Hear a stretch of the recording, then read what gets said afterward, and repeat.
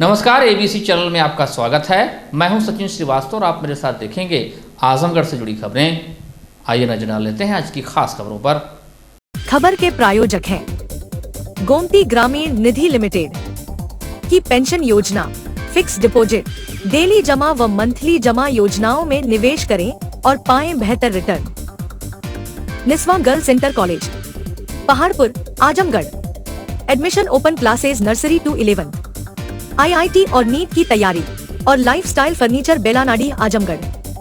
हैरतअंगेज कला का प्रदर्शन करने वाले कुशीनगर के मैनपुरवा गांव निवासी धर्मेंद्र राजभर को MLC रामसूरत राजभर का साथ मिल गया है। गुरुवार को भारतीय जनता पार्टी कार्यालय पर पहुंचे धर्मेंद्र राजभर ने 51 नारियल को अपने हाथों के एक वार से तोड़ दिया, जिसे देख भाजपा कार्यालय पर जमघट लग गया। उनके इस अनोखे करतब को देखकर लोगों ने दांत तले अंगुली दबा लिया। बताया जाता है कि धर्मेंद्र राजभर WWF में जाकर भारत का नाम रोशन करना चाहते हैं। उन्होंने अपना आइडियल खली को बताया। हनुमान स्वामी की जय। महादेव। भीम राजभर जिंदाबाद, भीम राजभर जिंदाबाद, रामसूरत राजभर जिंदाबाद। अद्भुत कला, अद्भुत कला, अद्भुत कला। मिथिलेश जी, धर्मेंद्र नाम धर्मेंद्र राजभर।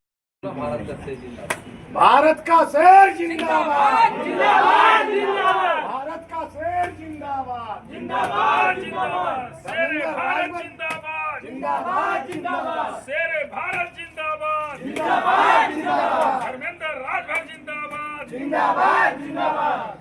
धर्मेंद्र बेटा लाई बारिश से वो भी हड़क गए। अभी पत्थर नहीं रही है।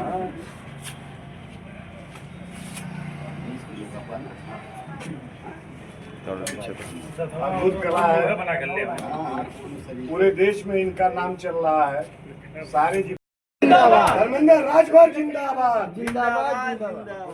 वाह, शाबाश धर्मेंद्र भाई, अद्भुत। धर्मेंद्र भैया जिंदाबाद, जिंदाबाद, जिंदाबाद। MLC साहब आपको बहुत। इस करतब को देखकर MLC रामसूरत राजभर ने कहा कि ऐसे प्रतिभावान युवक को उसकी प्रतिभा के अनुसार प्लेटफॉर्म मिलना जरूरी है। इसके लिए सभी को आगे आना चाहिए ताकि WWF जैसे विश्वस्तरीय खेल में भारत का भी परचम लहर सके। उन्होंने कहा कि मैं अपने MLC वेतन मद से इनकी मदद करूंगा और भी जनप्रतिनिधियों को आगे आने की अपील करता हूं। वहीं धर्मेंद्र राजभर ने कहा कि MLC रामसूरत राजभर का साथ मिलने से मुझे पूरी उम्मीद है कि जल्द ही मुझे मेरा उचित मुकाम हासिल हो जाएगा। उन्होंने कहा कि MLC श्री राजभर मुझे केंद्रीय रक्षा मंत्री राजनाथ सिंह से मिलवाने का वादा किया है। निश्चित ही उनके मिलने के बाद मुझे एक नई दिशा मिलेगी और मैं भारत का नाम रोशन करने में कोई कोर कसर नहीं छोड़ूंगा। ऐसी प्रतिभाओं को निखारने के लिए हमेशा प्रयास करता रहूंगा ताकि प्रतिभावान को बड़ा मुकाम हासिल हो।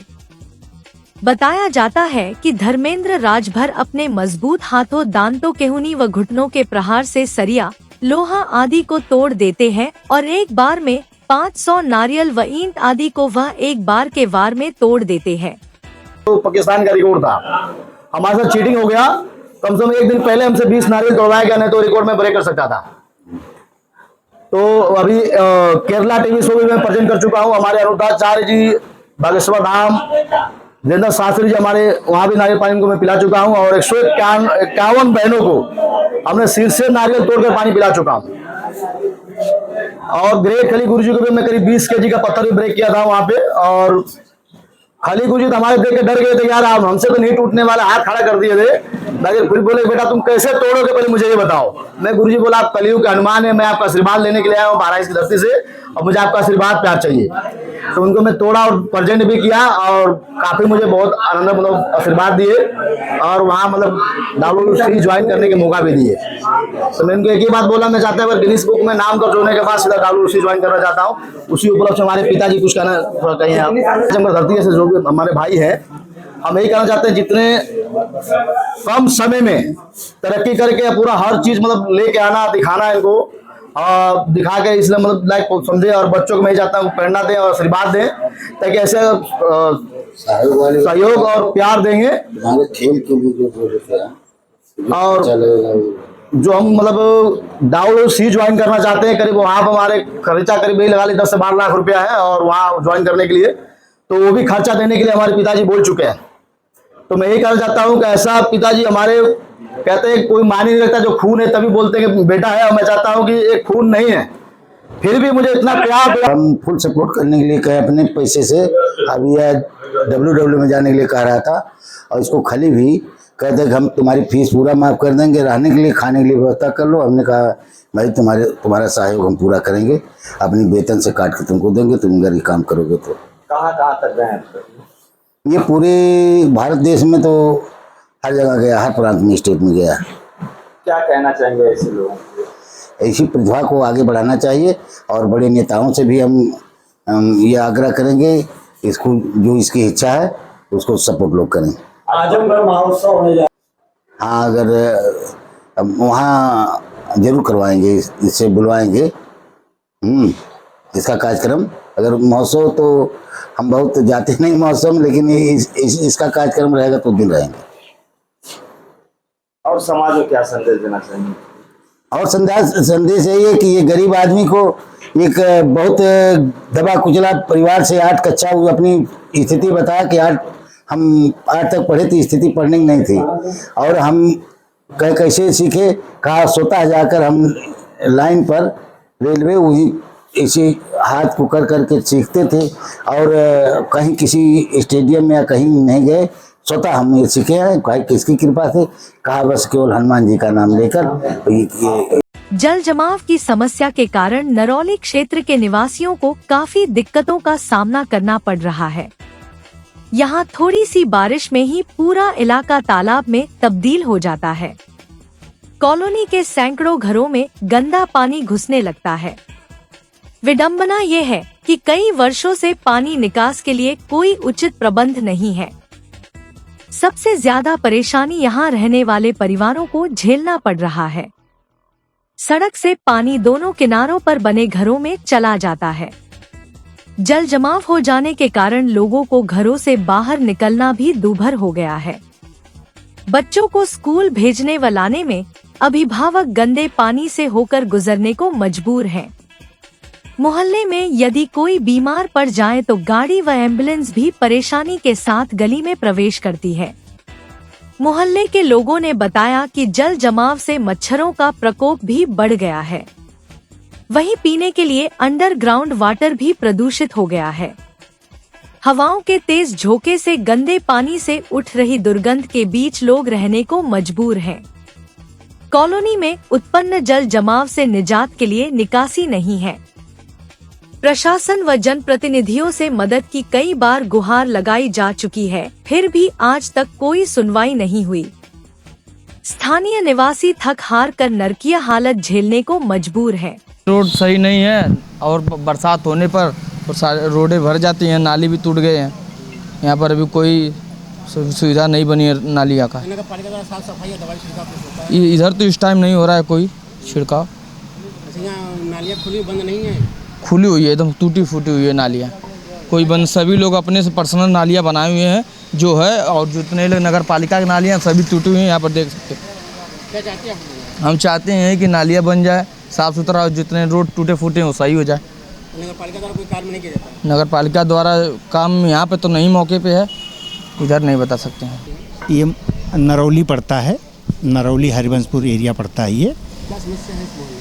ये थोड़ा लो लैंड है, और यहाँ जो नालियाँ बनी हुई हैं वो टूटी फूटी हैं, और नालियों पर अवैध कब्जा हो गया है। नगर पालिका साफ सफाई कभी कभार कोई आता है, पूरा यहाँ से लेकर नरौली तक आप जाएंगे तो आप गाड़ी चला के जा नहीं सकते हैं। इतना अवरोध हो गया, इतना अवरोध हो गया है। सारी पूरा नाला यहाँ से वहाँ तक टूटा हुआ है। बरसात पूरा लबालब यहाँ पानी भर जाता है। यहाँ निकासी जहाँ से पानी निकलना था वहाँ पे अवैध निर्माण हो गया। हाँ, और इन्होंने कुछ नहीं किया, देखते देखते अवैध जहाँ से पानी निकलता पूरा उस पर अवैध निर्माण होता जा रहा है, आज भी हो रहा है अवैध निर्माण। हम चाहते हैं कम से कम नाली बने, साफ़ सफाई हो, यहाँ भी लोग अपनी शुद्ध स्वच्छ ज़िंदगी जी सकें। तो तमाम तरह की बीमारियों से निकलने को नगर पालिका को इसमें कभी कोई एक भी आदमी दिखाई नहीं पड़ा, ना यहाँ कभी किसी प्रकार कोई छिड़काव हुआ। यहाँ तो जहाँ आप खड़े हैं थोड़ा साफ भी, यहाँ से 10 कदम आप आगे जाएंगे तो आपको इतनी गंदगी नजर आएगी कि आप सीधे चल नहीं पाएंगे। समस्या ये है कि पानी का क्रॉसिंग नहीं होता है, जगह जगह जाम हो रहा है, वो कोई उस पर ध्यान ही नहीं देता है। नाला जो है ओवर ब्लॉकिंग हो जाता है, सफाई नहीं होती है उसके। बरसात के दिन कैसे बरसात में पानी भरा हो जाता है, किधर से निकलने का जगह ही नहीं मिलता है। उसके लिए पालिका द्वारा कोई साफ सफाई या नाली वो खाली कोटा पूर्ति होता है, पूरा बराबर सफाई नहीं होता है। इसमें तमाम बीमारियाँ चल रही हैं, दवा छिड़का कुछ वो दवा तो अभी हम देखे नहीं कभी भी इधर छिड़काव होते हुए, पता नहीं किस टाइम छिड़काव करते होंगे, मालूम नहीं। मतलब नगर पालिका नरौली क्षेत्र की एकदम नकारा एकदम है, नकारा है, वो ध्यान नहीं देती है विशेष करके। जो अध्यक्ष जीते हैं उनका कोई ध्यान नहीं दे रहा है। अब वो ध्यान देते होते तो हो जाता ना हर जगह। चुनाव समय को लगाते हैं इसके और बाद चुनाव में तो हर पार्टी के लोग बोलेंगे ये होगा वो होगा, लेकिन बाद में क्या होता है वो तो जनता ही जानती है। आप क्या चाहते हैं अपने की चाहते हैं ये है कि मतलब बीमारी जब फैली तो उसके लिए छिड़काव करें, जिधर नाला जाम है उसको साफ सफाई करा दें, बस। और क्या। गुरुवार को उत्तर प्रदेश शासन द्वारा राज्य के सभी मंडलों में स्थापित अटल आवासीय विद्यालयों के शैक्षणिक सत्र 2024 व 25 का वर्चुअल शुभारंभ किया गया। उक्त कार्यक्रम का सजीव प्रसारण अटल आवासीय विद्यालय आजमगढ़ में किया गया। कार्यक्रम में मुख्य अतिथि के रूप में रामविलास चौहान, विधायक मधुवन मऊ, मनीष चौहान, मंडलायुक्त विशाल भारद्वाज, जिलाधिकारी आजमगढ़ एवं सूरज श्रीवास्तव, भाजपा जिलाध्यक्ष लालगंज, सहायक कोषाधिकारी आजमगढ़ महेश्वरी कांत पांडे, मिट्ठू राजभर, भाजपा प्रतिनिधि, श्रम विभाग आजमगढ़ मंडल के समस्त अधिकारी कर्मचारीगण उपस्थित रहे। अटल आवासीय विद्यालय के समस्त शैक्षणिक गैर शैक्षणिक स्टाफ, विद्यालय में पढ़ने वाले छात्र छात्राओं के अभिभावक गण द्वारा सहभाग किया गया। कार्यक्रम का शुभारंभ मुख्य अतिथि के साथ अन्य गणमान्य द्वारा दीप प्रज्वलन किया गया। तत्पश्चात अटल आवासीय विद्यालय की छात्राओं द्वारा सरस्वती वंदना, स्वागत गीत, नृत्य गान प्रस्तुत किया गया। छात्राओं के स्वागत गीत के साथ विद्यालय के प्रधानाचार्य द्वारा स्वागत उद्बोधन किया गया तथा विद्यालय की उपलब्धियों पर प्रकाश डाला गया। एक साथ उत्तर प्रदेश के सभी मंडलों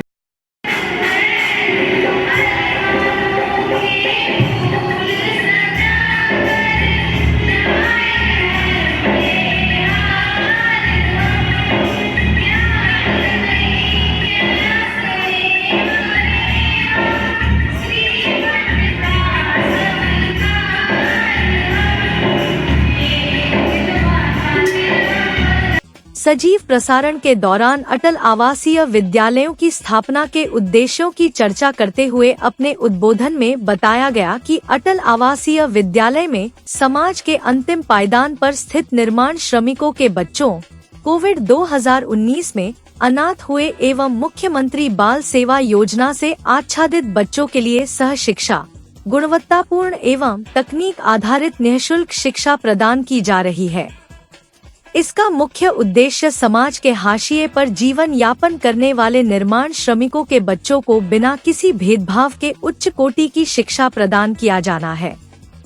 अटल आवासीय विद्यालय आजमगढ़ में शैक्षणिक सत्र 2024 व 25 में 280 छात्र छात्राओं को प्रवेशित कराया गया है तथा विद्यालय में कुल 360 छात्र छात्राएं वर्तमान में अध्ययनरत है। कार्यक्रम के दौरान विद्यालय के छात्र छात्राओं द्वारा विभिन्न प्रकार के सांस्कृतिक कार्यक्रम प्रस्तुत किए गए। कार्यक्रम के अंत में उप श्रमायुक्त की द्वारा उपस्थित सभी गणमान्य अतिथियों का धन्यवाद ज्ञापित करते हुए समाप्ति की घोषणा की गई। कार्यक्रम समाप्ति के पश्चात मंडलायुक्त एवं जिलाधिकारी आजमगढ़ द्वारा संयुक्त रूप से विद्यालय का निरीक्षण किया गया। यहाँ पर अब नया सत्र इस बार शुरू हुआ है। पिछले साल 6th और 9th में शुरू हुआ था। 6th है इस बार 9th में हुआ है। 6th और 9th में इस बार 6th और 9th दोनों में हुआ है। और यहाँ पर जो भी बच्चे हैं उनके लिए सारी व्यवस्थाएं कर ली गई है। फर्नीचर और सब आ गया है, मैस वगैरह भी चालू है और पूरी सारी सुविधाओं का ध्यान रखा जा रहा है। साथ ही यह भी प्रयास किया जा रहा है कि उनको जो शिक्षा दी जाए वो अच्छी गुणवत्ता की दी जाए, जिससे कि बच्चे आगे चल के अपने जीवन में कुछ ना कुछ जरूर हासिल कर सकें। वैभव कृष्ण पुलिस उप महानिरीक्षक आजमगढ़ परिक्षेत्र आजमगढ़ द्वारा पुलिस अधीक्षक आजमगढ़ हेमराज मीना की उपस्थिति में जनपद के पुलिस लाइंस में आयोजित 29वीं अंतर जनपदीय कबड्डी क्लस्टर महिला पुरुष कबड्डी, जिम्नास्टिक, फेंसिंग और खो खो प्रतियोगिता वाराणसी जोन का उद्घाटन किया गया। इस 3 दिवसीय प्रतियोगिता में कुल 10 जनपदों कमिश्नरेट वाराणसी, आजमगढ़, बलिया, जौनपुर, गाजीपुर, सोनभद्र, मऊ, भदोही, चंदौली व मिर्जापुर के 197 प्रतिभागियों द्वारा प्रतिभाग किया जा रहा है। जनपद आजमगढ़ से 44, जौनपुर से 28, भदोही से 23, मिर्जापुर से 20, बलिया से 19, सोनभद्र से 18, गाजीपुर से 14, कमिश्नरेट वाराणसी से 12, चंदौली से 11 व जनपद मऊ से 8 खिलाड़ियों ने प्रतिभाग किया गया है। यह प्रतियोगिता 12 सितंबर से 14 सितंबर तक पुलिस लाइंस आजमगढ़ में चलेगी।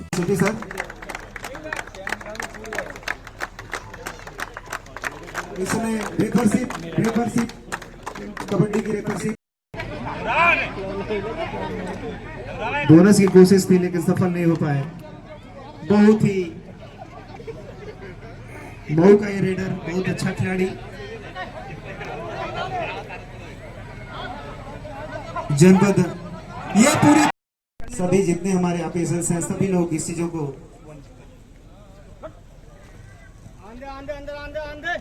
इस समय ओम प्रकाश रेड पे है, अच्छे खिलाड़ी ओम प्रकाश, और पूरी तरह से अपने पीठ को दिखाया और पीठ को पूरी तरह से कैच कर लिया। पीठ नहीं चलती है सर, एक अच्छे खिलाड़ी है ओपी। समय के साथ हर चीज बदलता रहता है, समय एक सा नहीं रहता। 18 अगस्त 2024 की रात को महाराजगंज थाना क्षेत्र के सरदहा बाजार में कपड़े की दुकान से हुई 1 लाख रुपए की चोरी के मामले में पुलिस एक महिला सहित 4 चोरों को गिरफ्तार की। इनमें से 2 नाबालिग हैं। पुलिस इनके कब्जे से चुराए गए करीब 1 लाख रुपए मूल्य के कपड़े आदि बरामद हुए। पुलिस ने गिरफ्तार चोरों का चालान कर जेल भेजवा दिया। एसपी ग्रामीण चिराग जैन के मुताबिक गिरफ्तार किए गए चोरों में महाराजगंज थाने के गंगापुर गांव निवासी सुदर्शन उर्फ बलिंदर पुत्र सुखई, इसी थाने के महरुपुर गांव निवासी रिनू पत्नी स्वर्गीय राजकुमार और 2 नाबालिग हैं। एसपी ग्रामीण ने बताया कि महाराजगंज थाने के मेउड़िया सरदहा गांव निवासी प्रतिमा गुप्ता पुत्री दिनेश ने 18 अगस्त को महाराजगंज थाने में कपड़े की दुकान से 1 लाख रुपए के कपड़ा चोरी होने की रिपोर्ट दर्ज कराई थी। प्रभारी निरीक्षक महाराजगंज राजीव कुमार मिश्रा मामले की जांच कर रहे थे। गुरुवार को प्राथमिक विद्यालय रायपुर के पास परशुरामपुर रोड पर राजेंद्र सिंह के निर्माणाधीन मकान के पास से चोरों को गिरफ्तार कर लिया गया। इनके कब्जे से 114 piece sari, 8 piece frock, 8 piece sweater, 11 piece jacket, 8 piece सदरी, 2 coat pant, 49 piece jeans, 2 suit, 5 lehenga, 18 piece lower आदि करीब 1 लाख रुपए का सामान बरामद हुए। 18 अगस्त को थाना महाराजगंज पर यह सूचना प्राप्त हुई थी कि एक व्यक्ति की दुकान से, जो कपड़ों की दुकान करता था, उसकी दुकान से लगभग 1 लाख तक के सामान की चोरी हो गई है। इस सूचना पर तत्काल थाना महाराजगंज पर मुकदमा पंजीकृत कराया गया। मुकदमे की विवेचना में आज दिनांक 12 सितंबर को 4 व्यक्तियों को पकड़ा गया है, जिनमें 2 नाबालिग लड़के हैं। इन चारों से जब पूछताछ की गई तो यह बात प्रकाश में आई कि जो व्यक्ति की दुकान थी वो काफ़ी समय से बंद थी, जिसकी सूचना इन लोगों को लग गई थी। इसमें इन लोगों ने दुकान के पीछे से एक छेद करके, ईंटा हटाकर छेद करके और बच्चों को घुसाकर निरंतर चोरी की। और यह चोरी की बात प्रकाश में जब वादी को आई तो उन्होंने 18 अगस्त को उसमें मुकदमा लिखवाया। पूरी 100% कपड़ों की बरामदगी कर ली गई है और माननीय न्यायालय से रिमांड प्राप्त कर इन चारों को जेल भेजा जा रहा है। आजमगढ़ के सिधारी थाना क्षेत्र के तिवारीपुर में स्थित ग्लोबल हॉस्पिटल में बुधवार रात अधेड़ की मौत होने पर परिजनों ने हंगामा खड़ा कर दिया। डॉक्टर पर लापरवाही का आरोप लगाते हुए आजमगढ़ मऊ मार्ग पर जाम लगा दिया। सूचना पर पहुंची पुलिस ने जांच की। मिली जानकारी के अनुसार सिधारी थाना क्षेत्र के भदुली निवासी 52 वर्षीय कमलेश गौड़ की तबीयत बुधवार की सुबह बिगड़ गई। परिजन उन्हें शहर के मऊ रोड पर तिवारीपुर के पास स्थित ग्लोबल हॉस्पिटल ले गए। डॉक्टर ने उन्हें आईसीयू में भर्ती किया। परिजनों का आरोप है कि देर शाम तक उन्हें मिलने नहीं दिया गया। अस्पताल के कर्मचारियों ने पैसा जमा करने के लिए कहा। इसके बाद बताया कि कमलेश की मौत हो गई है। मरीज की मौत के बाद नाराज परिजनों ने हंगामा खड़ा कर दिया। मऊ रोड पर जाम लगा दिया। सूचना पर पहुंची पुलिस ने 2 घंटे के बाद जाम खुलवाया। इस मामले में एसपी ट्रैफिक विवेक त्रिपाठी ने बताया कि ग्लोबल हॉस्पिटल में मरीज की दुखद मृत्यु हो जाने के उपरांत आक्रोशवश कुछ व्यक्तियों द्वारा यातायात बाधित किया गया था। यातायात को सुचारू रूप से चालू कर दिया गया। इसमें अग्रिम विधिक कार्रवाई की जा रही है। आजमगढ़ के थाना सिधारी स्थित ग्लोबल हॉस्पिटल में एक मरीज की दुखद मृत्यु हो जाने के कारण आक्रोशवश कुछ व्यक्तियों द्वारा यातायात बाधित किया गया था। यातायात को सुचारू रूप से चालू करा दिया गया है और इसमें अग्रेतर विधिक कार्रवाई की जा रही है। वहीं इस मामले में ग्लोबल हॉस्पिटल के डायरेक्टर डॉक्टर सुभाष सिंह ने बताया कि सिधारी थाना क्षेत्र के भदुली गांव के निवासी 52 वर्षीय कमलेश गौड़ गंभीर अवस्था में उनके यहां एडमिट हुए थे। उनकी उल्टी सांस चल रही थी। हालत नाजुक होने के कारण वेंटिलेटर पर रखा गया था। उनकी तबीयत बहुत नाजुक थी। बचने की उम्मीद बहुत कम थी। परिजनों को सब कुछ बता दिया गया था। परिजनों ने 3 बार लिखित रूप से इलाज के लिए अपनी सहमति दी। मरीज को रेफर यानी कहीं और ले जाने की भी सलाह दी गई थी, लेकिन परिजनों ने अपनी जिम्मेदारी पर यहां इलाज कराया। डॉक्टर सुभाष सिंह ने कहा कि परिजनों ने आरोप लगाया था कि मरीज को डॉक्टर ने नहीं देखा, जबकि सच यह है कि डॉक्टर प्रशांत सिंह, डॉक्टर धीरज पाटिल और मैंने स्वयं मरीज को देखा था। दूसरा आरोप था कि मरीज से मिलने नहीं दिया गया, जबकि इसमें सच्चाई यह है कि आईसीयू के कड़े प्रोटोकॉल के बावजूद करीब 5 से 7 घंटे जब तक मरीज हमारे यहां एडमिट रहा, परिजन 10 बार उनसे मिले। मरीज के परिजनों का तीसरा आरोप यह था कि फीस ली गई। फीस उनकी 7,700 रुपए की हुई थी। परिजनों ने जब बताया कि वह बेहद गरीब है तो पूरी फीस वापस कर दिया गया। बताया कि मरीज के परिजन ने फीस जमा कर दी थी, लेकिन उनके कुछ नजदीकियों ने उन्हें भड़का दिया, जिस कारण से चक्का जाम कर दिया। समझाने बुझाने के बाद जाम समाप्त हुआ। कमलेश गौड़ नाम के पेशेंट थे और भदुली के रहने वाले थे। ये 52 इयर्स मेल थे और यहाँ गैस्पिंग कंडीशन में आए थे। गैस्पिंग मतलब एकदम सांस खींचते हुए आए थे और आते ही उनको ट्यूब डाला गया था और ट्यूब डाल के वेंटिलेटर पे लिया गया था। वेंटिलेटर भी हमारे न्यूरोसर्जन डॉक्टर धीरज पाटिल ने डाला था, एक कॉम्पिटेंट न्यूरोसर्जन है। और उसके बाद उनके ब्लड इन्वेस्टिगेशन हुए थे और परिजनों को सब कुछ बता दिया गया था। उन्होंने 3 बार जो है कंसेंट दी है। ये कंसेंट भी आप देख सकते हैं और उनके भाई एक शायद आनंद जी हैं, उन्होंने कंसेंट दिया। तो उसमें सब कुछ 3 चीजें लिखी गई थी कि वो पूरी तरह सीरियस हैं, बचने की उम्मीद बहुत कम है। हमें दूसरे हॉस्पिटल के लिए भी रिफर कर दिया गया है कि आप किसी अन्यत्र हायर सेंटर पे दिखा सकते हैं। और वेंटिलेटर पे पेशेंट्स भी मतलब बचेगा कि नहीं बचेगा इसकी कोई भी गारंटी नहीं है। ये इस तरह के कम से कम एक बार डॉक्टर प्रशांत सिंह के अंडर में ये पेशेंट था तो डॉक्टर प्रशांत सिंह ने भी समझाया था और उनको देख के तो एक बार कंसेंट ली गई थी। एक बार डॉक्टर धीरज पाटिल ने जब उनको वेंटिलेटर पे ट्यूब डाला था तब समझाया था और उसके बाद जो हमारे मेडिकल ऑफिसर्स जब लेते हैं तो तीसरी बार उन्होंने भी जब उनको समझाया था तो उसके, क्योंकि हमारे कहीं ये होता है कि जो भी समझाया जाता है उसको रिटन रूप में लिया जाता है, क्योंकि ओरल वैल्यू नहीं होती है और हर जगह ऑडियो रिकॉर्डिंग भी पूरी तरह नहीं हो पाती है। वैसे हमारे आईसीयू में कई जगहों पे ऑडियो भी कंसेंट समझाया जाता है। परिजनों के 3 आरोप थे। पहला आरोप ये था कि डॉक्टर्स ने नहीं देखा, तो मैं इवन ये सीसीटीवी कैमरे से लेकर सब कुछ है, इसको डॉक्टर प्रशांत सिंह के अंडर में ही ये पेशेंट था और डॉक्टर प्रशांत सिंह ने अटेंड किया था। उसके बाद मैं एक रूटीन राउंड पूरे हॉस्पिटल का लेता हूं तो उस पेशेंट को मैंने देखा था और उसके परिजनों को समझाया था।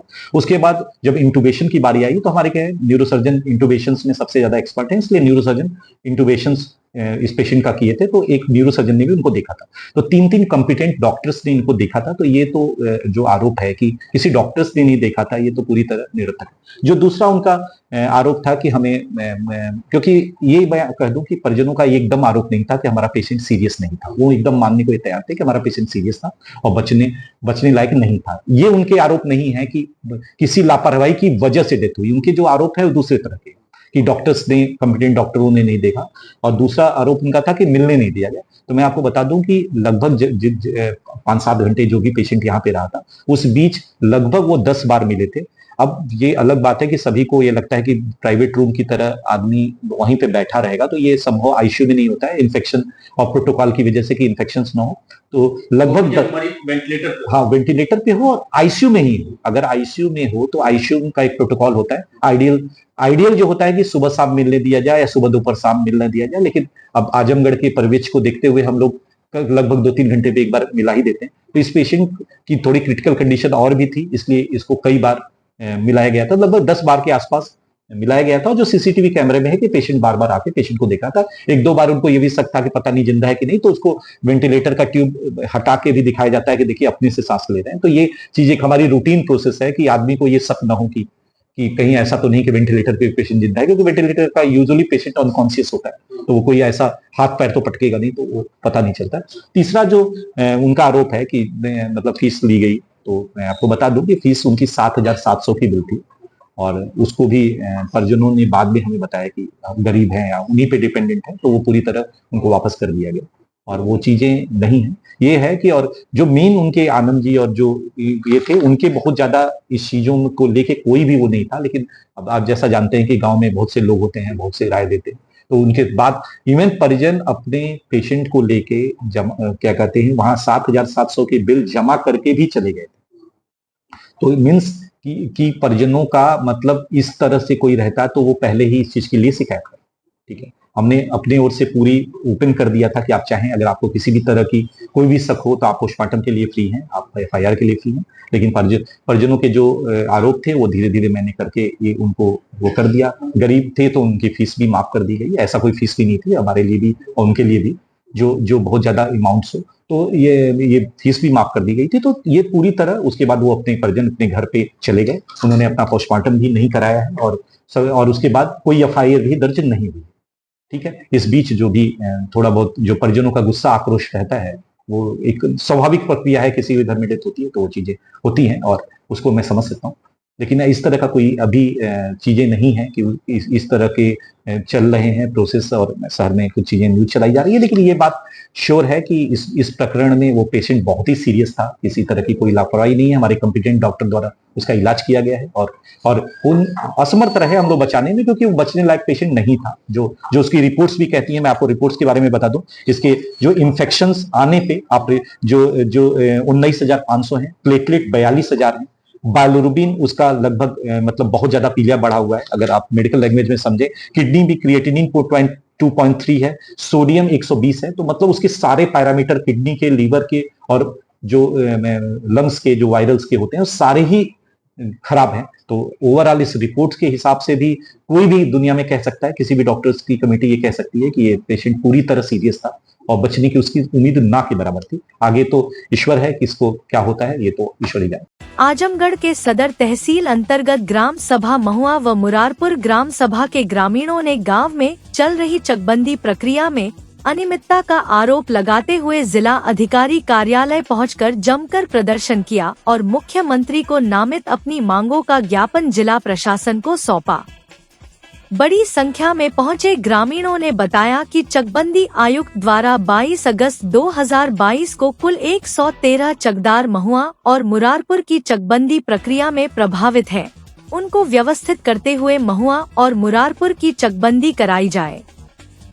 उन 113 काश्तकारों के बारे में ना तो कोई जानकारी दी गई, ना ही कोई प्रयास किया गया, बल्कि चकबंदी अधिकारियों ने पूरे गांव को अव्यवस्थित कर दिया। पूरे गांव की मालियत बढ़ा दी गई। जिन लोगों से अधिकारी प्रभावित थे उन लोगों को घटाकर मालियत दे दिए, रकबा बढ़ा दिए, पूरे गांव का चक अस्तव्यस्त कर दिए, लोगों के मकान पर चक लगा दिए। ग्रामीणों ने मांग किया कि चकबंदी पुनः कराई जाए। कागजात सही कराए जाएं, जो आपत्तियां आ रही हैं, जो त्रुटियां हुई हैं, उन्हें सही कराकर चकबंदी प्रक्रिया कराई जाए। कहा कि चकबंदी अधिकारी को बार बार प्रार्थना पत्र देने के बाद भी कोई सुनवाई नहीं हुई है। कहा कि अगर उनकी मांगे पूरी नहीं हुई तो वह चकबंदी आयुक्त तक जाएंगे, मुख्यमंत्री के समक्ष भी इस मामले को रखेंगे। इस मौके पर विश्वनाथ, राजकुमार, धनुषधारी, निठुर राम दूधनाथ, रघुनाथ, बिहारी लाल, सूर्यभान, अच्छेलाल, दुर्गा प्रसाद, करण कुमार, किसुन कुमार, सुनीता गौड़, बिंदु, उद्यभान यादव, हरिश्चंद्र यादव, योगेंद्र प्रसाद सहित बड़ी संख्या में लोग उपस्थित रहे। मामला ये है श्रीमान की चकबंदी आयुक्त द्वारा एक आदेश किया गया विगत 2 वर्ष पहले 22/8/2022 को कि कुल 113 चकदार महुआ व मुरारपुर की संयुक्त चकबंदी योजना से प्रभावित हैं, उनको व्यवस्थित करते हुए महुआ व मुरारपुर की चकबंदी व्यवस्थित कर दी जाए। उन 113 काश्तकारों के बारे में कोई न जानकारी दी गई, न कोई प्रयास किया गया, बल्कि पूरे गांव को अव्यवस्थित कर दिया गया।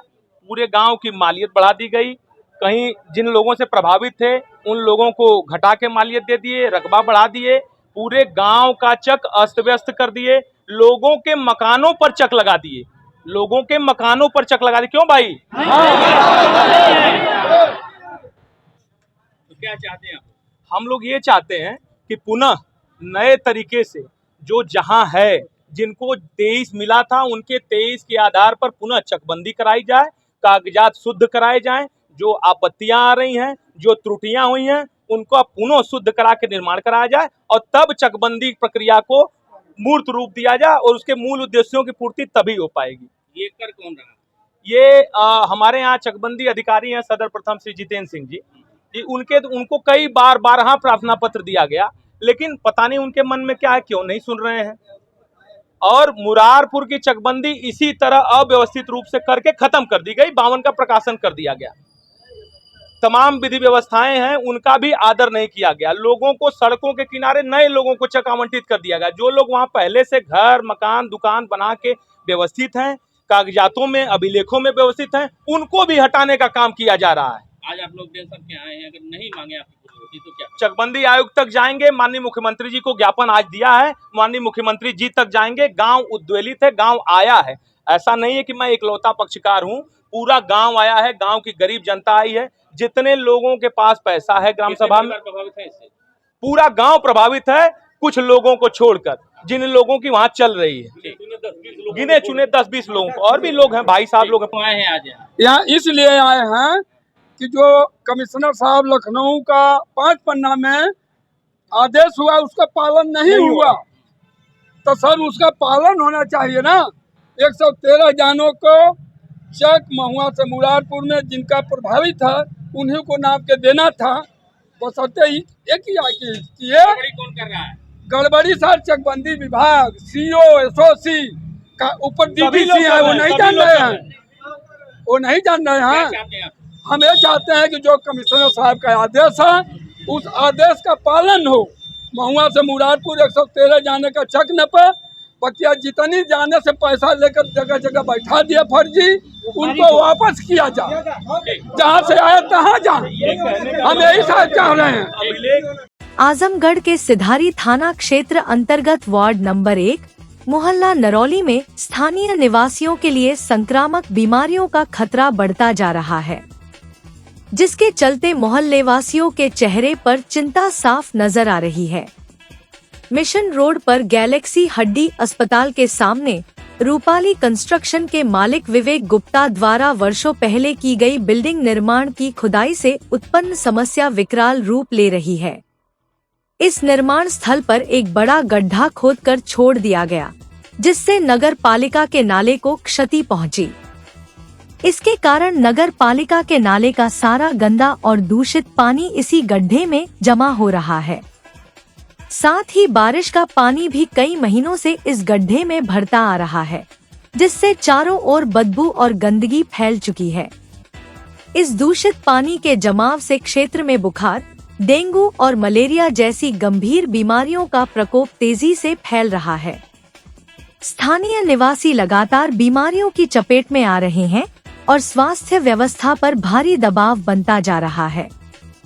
स्थिति यह हो गई है कि हर दिन मोहल्ले में नए मरीज सामने आ रहे हैं।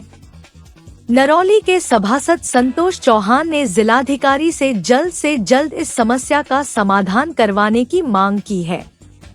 उनका कहना है कि प्रशासन को जल्द से जल्द गड्ढे को भरने, नाले की मरम्मत करने और विवेक गुप्ता के खिलाफ नियमानुसार कार्यवाही करनी चाहिए ताकि संचारी रोगों के खतरे से लोगों को निजात मिल सके। सीएम साहब को ज्ञापन दिया हूँ कि मोहल्ले में एक मेरे गैलेक्सी हॉस्पिटल के सामने मिशन रोड पे एक रूपाली कंस्ट्रक्शन विवेक गुप्ता है उनके मालिक, उन्हीं के नाम से देने आया हूँ। दरअसल वो एक गड्ढा खुदवा के कई वर्षों से रखे हुए हैं और उसमें नाले का गंदा पानी, दूषित पानी उसमें इकट्ठा हो रहा है कई महीनों से, उसमें सड़ रहा है और मोहल्ले में व्याप्त, तो मुझे लग रहा है कि उसी की वजह से मलेरिया, टाइफाइड, डेंगू वगैरह फैल रहा है, जिसमें कई लोग बुखार से इसमें पीड़ित हैं।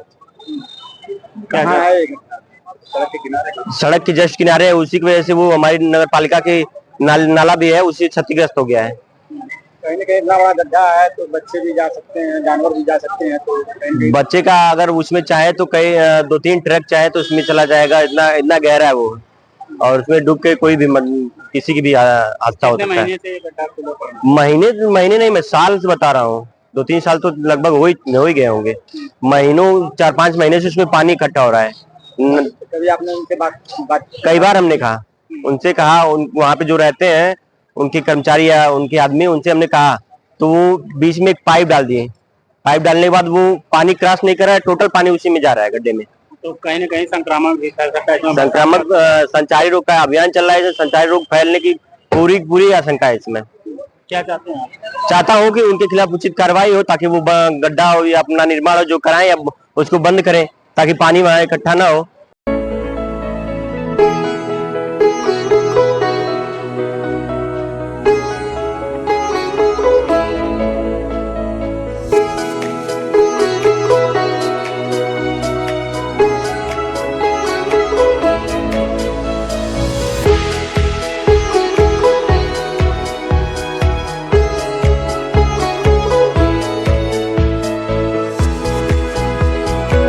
Lifestyle furniture, Belnadi, Azamgarh. सभी प्रकार के फर्नीचर एवं इलेक्ट्रॉनिक सामानों की भरपूर रेंज उपलब्ध। हमारे यहाँ EMI की सुविधा 0% ब्याज पर उपलब्ध। इलेक्ट्रॉनिक सामानों में LED TV, refrigerator, washing machine, air conditioner, air cooler, deep freezer, water cooler, mixer juicer, iron, fan, induction, battery, inverter, electric geyser, gas geyser, आटा चक्की इत्यादि। फर्नीचर के सामानों में बेड, गद्दा, सिंगारदान, अलमीरा, sofa, table, chair, rack, stool, संदीली, सीढ़ी, डाइनिंग टेबल, झूला आदि। शादी विवाह की हो तैयारी या ऑफिस और घर के लिए सामानों की करनी हो खरीदारी, पहुँचिए lifestyle furniture, Belnadi, Azamgarh. Niswa girls college Paharpur Azamgarh के सबसे पुराने कॉलेजेस में से एक है, जो 1938 से विज्ञान, वाणिज्य, कला के क्षेत्र में उत्कृष्ट शिक्षा प्रदान कर रहा है।